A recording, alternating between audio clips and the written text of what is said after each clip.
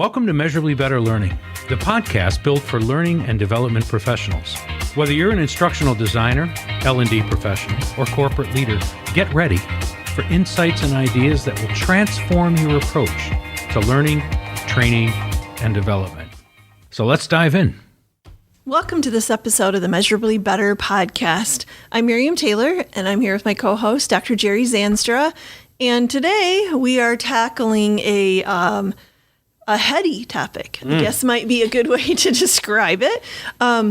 So we have an interesting topic to discuss: ethics and really global learning. And I don't hear this topic discussed very much.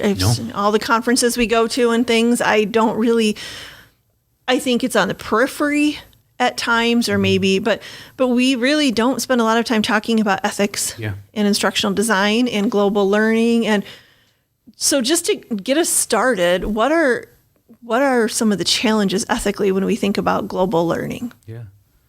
Well, first of all, I think ethics unexamined are bad. I totally agree. Right. Yeah, you need to, those are things that need to be in the forefront, because sometimes you're not framing the challenges that you have as an ethical conversation. And that's where particularly companies get in big trouble. When they think of this issue in a minute way and they don't pull the camera lens back and think about the ethical implications. It's an interesting conversation, because on one side you might say, well, every culture has a different set of ethics. Sure. But name a culture where cowardice is honored or lying is held in. I mean, there are certain things where you go, degrees. Yeah, I mean, there's a certain global sense of right and wrong. The UN has tried very hard in its global human rights, global ethical codes to name those things, to call those things out. I would say one of the first ones of learning in a global context is inclusion. I think there's an ethical case to be made that all humans are worthy of dignity and respect. There's a lot of ways to make that case, and many, many nations have made that case. But when you treat somebody in a way that communicates to them that they don't matter, they're not included, they're not part of this. I still think of the gentleman in Mexico who said to me one time that the learning their company provided for them wasn't for them. Yeah. And all they were doing is looking through a dirty window. They were standing outside the building looking through. Those people didn't feel included. Well, guess what? They didn't take the learning seriously. They had an ethical problem that turned into a business problem. And it was a business problem because people were not learning. So I think thinking hard about, in a global context, have you done everything you can? Sure, that's a great question to ask. To bring people in to your learning experiences, to feel connected, to feel honored, and its language, its color, its conversations, it's we've talked in other podcasts about relationships.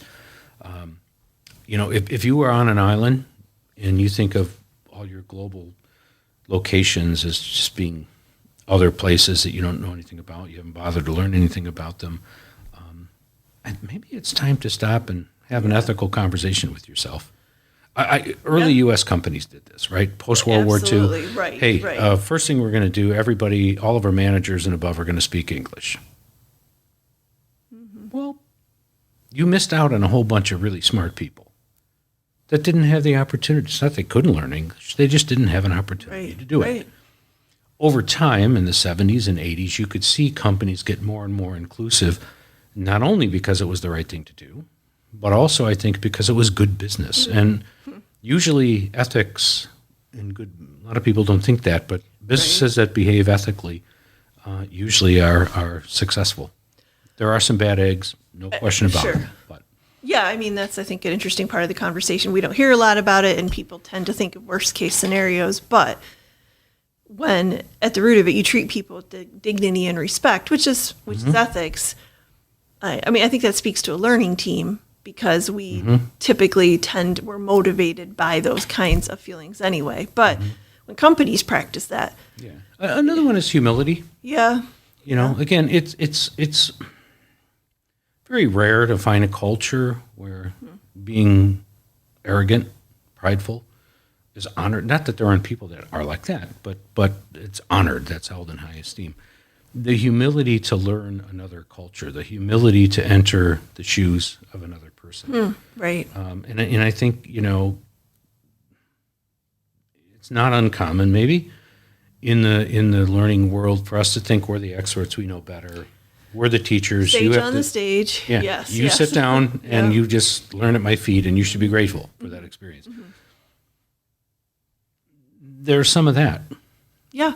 No, absolutely. I mean, we've seen this whole revolution in the learning world over probably the past, and not just learning and development in corporate, but in education of really over 50 years probably, but not the sage on the stage, but the, you know, drawing the learner in, creating an experience where they can share. And that's a hallmark of adult learning. But like you said, at the end of the day, we still at some point, you know, maybe it's not our learning team even, maybe it's the subject matter experts, maybe it's higher up, maybe it's the C-suite, whatever, but there is still that sort of underlying value or that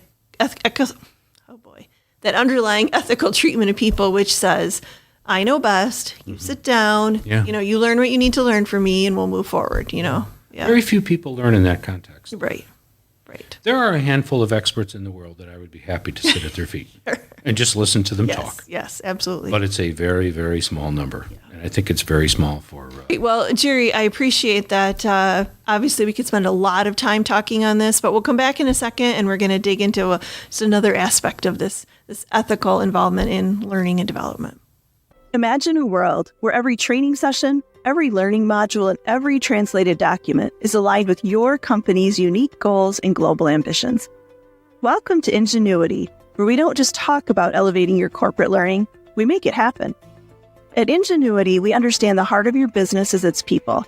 That's why we specialize in creating custom learning solutions and translation services that are not just effective, but are designed specifically for your business's global needs. Let us show you how learning cannot be just better, but measurably better, with solutions tailored just for you. Learn more in the description below. All right. Well, welcome back. I think probably at the back of everyone's mind is this question. If we start talking about ethics, it's let's talk about AI. And honestly, we purposely didn't go there first because we wanted to sort of lay this foundational conversation about what we think and feel about people and how we're developing learning for them. But if we look at AI, it's a hot topic right now. And if you think about it, I mean, at the root of it, what we're doing is basically grabbing information and videos and pictures and work from other people. And we've talked a lot about, I mean, there's great value in using it in instructional design, but there is an ethical issue related to that. What do you think about that? How do we navigate that world? It's a lot of it has to do with how AI works. AI sort of works how we work. Right. Okay. Right? Very rarely are we inventing our own words. We're learning words that are our culture, you know, the things that we paint or draw, the poetry or prose that we write. Everybody has influences somewhere. Yeah, that makes sense. Yeah. And so we all stand on the shoulders of somebody somewhere. AI does much the same. It doesn't invent things. It reassembles them. Yeah, that's a great way to think about it. And right. so it goes out, you know, into the internet, and it aggregates, and then it reassembles and presents to you an image or a whole bunch of different possibilities, scripts and so on, learning objectives.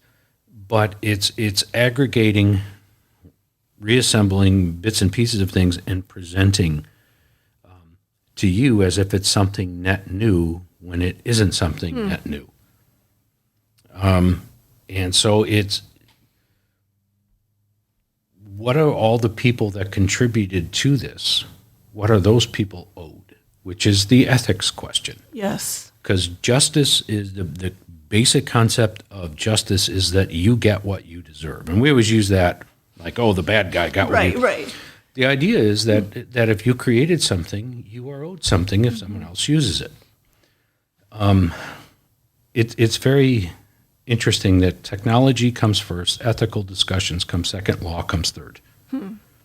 Law is never anticipating a technological advance, and most of the time ethics are not anticipating a technological advance, although we're starting to with AI.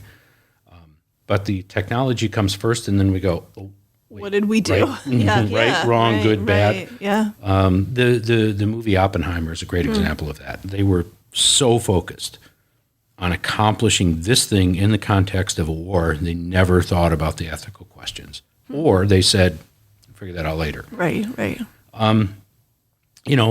So it aggregates, big deal, right? But can't remember, New York Times or Wall Street Journal, great article on somebody put into AI, write me a song about a kid who grew up in South Philadelphia, got in trouble, and his mom sent him to Bel Air to live with his aunt and uncle. Yeah, sure. That's what the prompt was. Yeah. It produced the music and the lyrics to Fresh Prince of Bel Air, the American television show, for you, those of you who don't know it, or just don't care, or are too young to know what that is. Right, but there's several examples where it gave particular prompts and it didn't aggregate. It found that thing, just one thing. Yeah. And so you might recognize the lyrics but you might not recognize that you've just taken 8 objectives or 3 objectives from some other learning organization or company that fed their stuff in, and you just grabbed it wholesale and you don't know. Mm-hmm.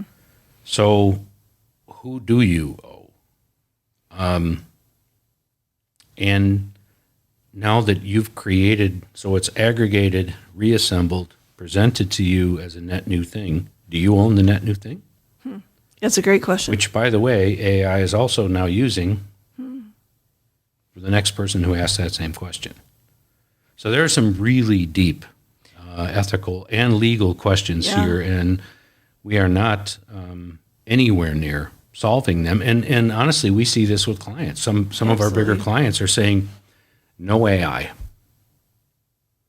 You go, are you guys against technology? They said, no, the legal side of this has not been sorted out yet. The ethical side of this. Right. The intellectual property attorneys who might be in-house counsel are going, we don't know where did this come from, nor do we really fully understand if we own it. Mm-hmm. So imagine a pharmaceutical company putting in their formula for a new drug. That's going out everywhere. Imagine a software company asking AI to code. Code, yeah. And that code goes out everywhere. Well, can you protect that? AI wrote part of it. Is it yours to protect if it didn't come from you? Maybe not. Yeah, those are great. I mean, at this point, it's usually where we turn to the podcast and say, all right, so what should I do as an instructional designer? Or how should we handle this? But beware. I don't think we're at that point yet. Like, we're still raising the questions. I still think, I still come back to the principle of 60%. Yeah, right? That's Johnny Hamilton, right. and he's an expert in AI and a good friend. And I still think his idea of think of AI as the thing that gets you 60% of the way there. The rest is on you. Absolutely. It generates ideas. Yep. From there, your creativity kicks in. And your with expertise, that, you own it. You have to evaluate how much of that is legitimate. Yep. Absolutely. And I think there's an ethical issue, too, if you just take AI and you don't do the work. 100%. To complete it. Well, thinking of ethics again, too, what about basic human dignity? Like, there's the desire to create something that I have put effort into and expanded my own brain power, and now I'm just letting this tool just churn things out. Right. Personally, I don't feel a lot of dignity in that, although I often use it to get me 60% of the way. But the 60% rule, I think, and that may become 65% or 70%. Yeah. But I think the 65% or 60% rule is a really good place to start. Yeah, I feel like we'll be coming back to this topic most likely. For a long time. Yes. So thank you for your insights. Thank you for getting us at least thinking about it, and hopefully for our audience considering some things they've never considered before. Before we wrap up the show, if you're looking to dive deeper, we've got tons of free downloads, L&D resources, and details about upcoming webinars that you won't want to miss. They're found in the episode description. Plus, if you ever want to chat with either one of us, now's your chance. You can find links in the episode description to connect directly with Miriam or me. We're here to answer your questions and to discuss all things learning and development. And speaking of questions, we love hearing from you. Whether it's a question or a comment or a topic you're curious about, or if you just want to join the conversation, drop us a comment on your favorite social media channel. Your input shapes our shows. Don't forget to subscribe to our podcast on your favorite platform. It's the best way to ensure you never miss out on our latest episode. We're excited to continue to transform learning into a measurable success with you. Until next time.